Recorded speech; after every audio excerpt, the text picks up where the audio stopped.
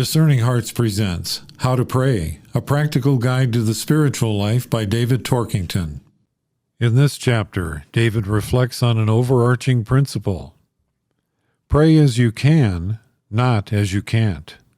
John Chapman.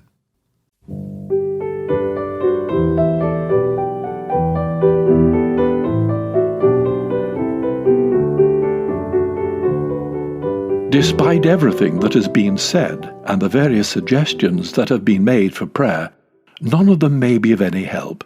That does not matter. What does matter is that you use whatever method of prayer helps you best.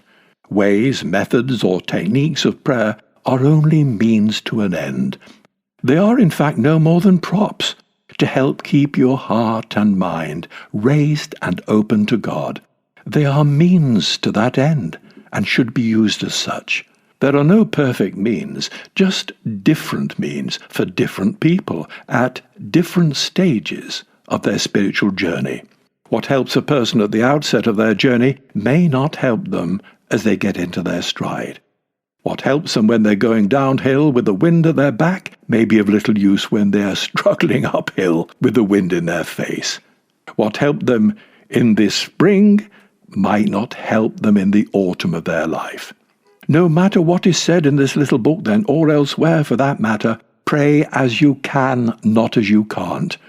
Whatever method of prayer helps you here and now to keep raising your heart and mind to God, while at the same time keeping distractions at bay, is an ideal method of prayer for you. Now be sure that you will never find any man-made method of prayer that will completely destroy the distractions that pester you at the best of times. In fact, you can't really pray without them. You see, if you ever find that they have completely disappeared, then you will either have fallen asleep or been transported into an ecstasy. If you've fallen asleep, then you're not praying at all, because you are doing nothing. And if you have fallen into an ecstasy or been drawn up into an ecstasy by God, you're not really praying because God is doing everything. The place where our praying is done is between the sleep and the ecstasy, where we continually practice repenting as we repeatedly turn back to God, despite the distractions that try to make us turn elsewhere.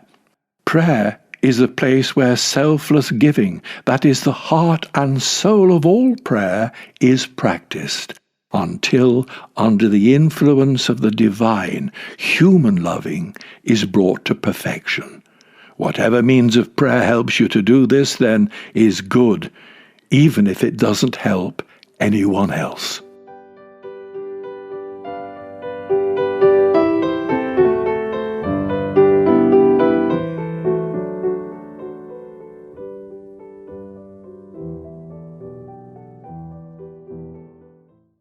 You've been listening to David Torkington and How to Pray, a practical guide to the spiritual life. For more episodes in this series, visit discerninghearts.com, or you can find it in our free Discerning Hearts app or on many other streaming platforms.